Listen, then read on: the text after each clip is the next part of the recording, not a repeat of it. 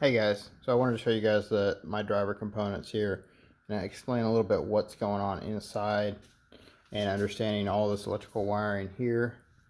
So the first thing we're going to talk about is from the DMX panel, so whatever panel you guys are using for your controller. We have a two-part connection here, an in and an out, and we have some back connections here that we just directly wire. I just use some standard XLR wire, just some, I think it's like 20 gauge shielded cable there. So that runs into there, and you'll see the connections up in these areas, in and out. So they're pigtailed back and forth, so the connection out is allowed to be used. For my AC connection, I just use a standard PC power plug. So on the bottom side here, it's plugged in, and I dremeled out that. So we have a plug there. And then I have a power on switch. And then from here, I use some heavier gauge wire here. I think it's 16 gauge, just standard shielded wire. And then we go into the buses here. So we have a common and a hot line. And what I've done here is on these wires here, they're going through, they're pigtailing to the inline connections, which actually is coming from the bottom side here. So line going up, and it goes in the back here, and you can't really see it too well, but I got some solder and some shrink sleeve over top of that, so they're connected to these red and black wires and with polarity correct. So I'm using the buses to go to each individual driver. And so this one bus has, I think, 8 channels on it, so I'm just using that to connect to each one of my drivers. In this setup I only have 7 drivers, and I can capable of doing 8 as well.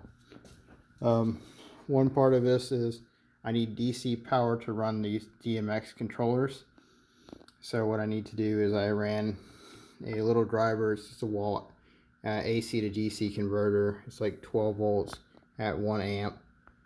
So nothing too strong, nothing powerful, just enough power to run the required power for these as well. And it's regulated, you can see there, 1224 volts.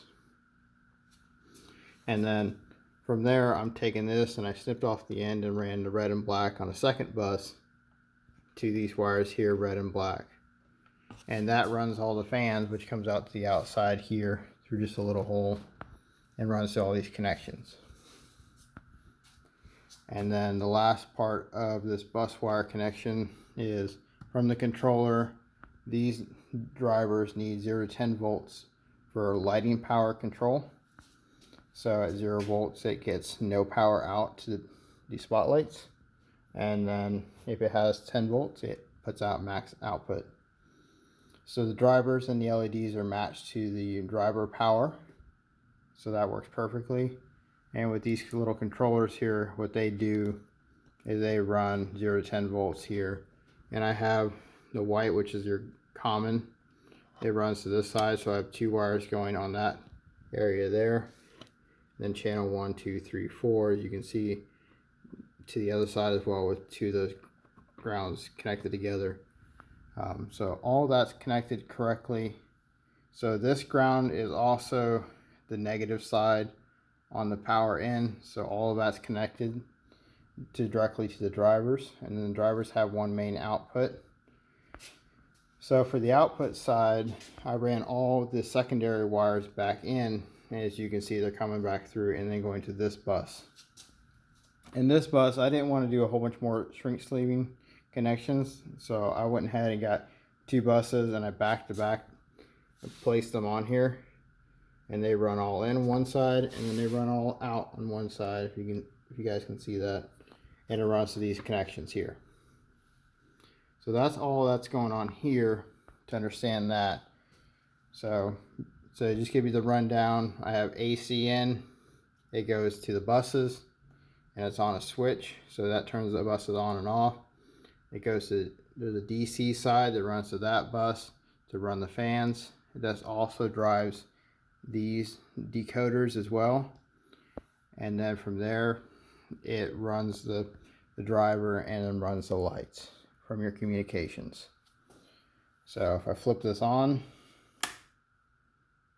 I have channel 1 and channel 5. I got them preset.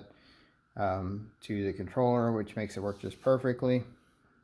So now if I go to my channels here, just a general thing, if you run one up, you'll see that they turn on, and they kind of just turn on so all of those work, all the communications work.